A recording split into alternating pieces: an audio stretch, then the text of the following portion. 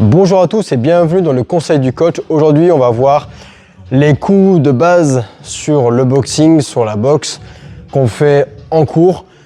On va voir les coups de poing, les coups de pied, les coups de genoux et les coups de coude. Et on va voir comment bien les réaliser si vous faites des cours de boxing ou si vous voulez taper dans le sac en free. On va commencer par les directs avec les poings. On va être en garde. Je rappelle, droitier, on a la jambe gauche devant, gaucher, on va avoir la jambe droite devant.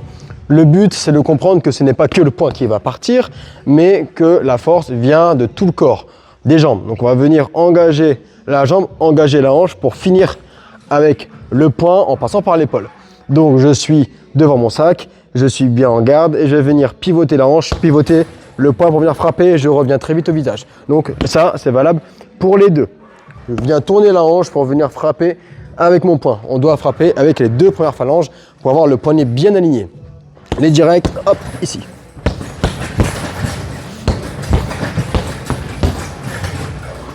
Ensuite, on part sur les crochets. Les crochets, c'est un coup circulaire. Vous levez bien le coude à hauteur de votre épaule et de votre poing. Et pour ne pas se faire mal, quand on a des petits gants, on va venir mettre la paume de main vers soi. Paume de main vers soi, on va venir frapper. Et c'est pareil, toute la puissance vient du corps et de la rotation du corps. Donc, je vais tourner mon corps pour envoyer mon poing. Et ce n'est pas que le poing qui part. Ensuite, on va travailler donc sur les coups de coude. On va éviter de faire des coups très circulaires parce qu'on peut très facilement se brûler sur le sac.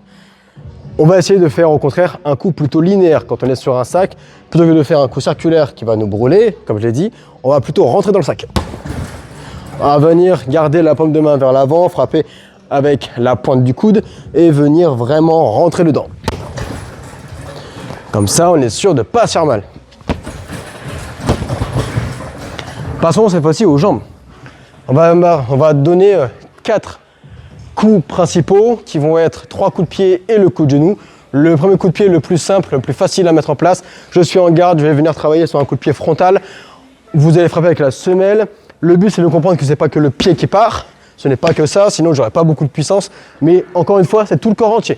Les hanches. Donc je vais venir envoyer mes hanches en avant, pousser avec le fessier pour venir mettre de la puissance. Le but, engager votre poids du corps, engager votre corps entier, qu'on soit sur un mouvement avec la jambe arrière ou qu'on le fasse avec la jambe avant. Dans tous les cas, utilisez le corps pour venir frapper avec plus de puissance. Deuxième coup de pied. On va partir sur quasiment la même chose, un coup avec la semelle. Au lieu de le faire en frontal, on va le faire en latéral.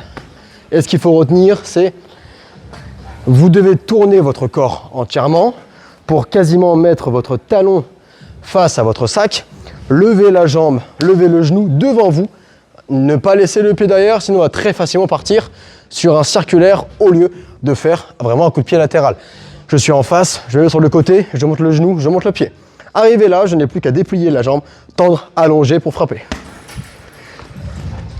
Je suis en face, je pivote le corps entier, je mets le talon face au sac, je lève la jambe, je pars et je reviens.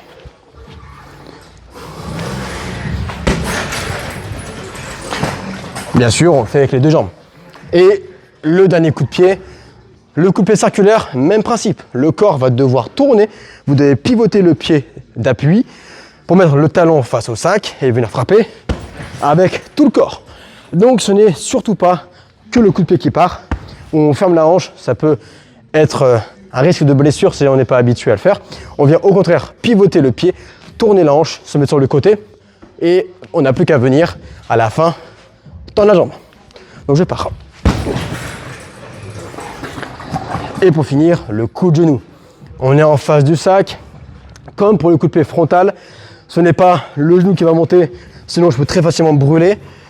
C'est un coup qui doit être plutôt pénétrant dans le sac. C'est vrai que je vais plutôt aller en ligne droite. Je vais monter le genou et grâce à la hanche, venir pousser pour frapper. Je monte, je frappe. Je ne vais pas remonter, je monte, je frappe.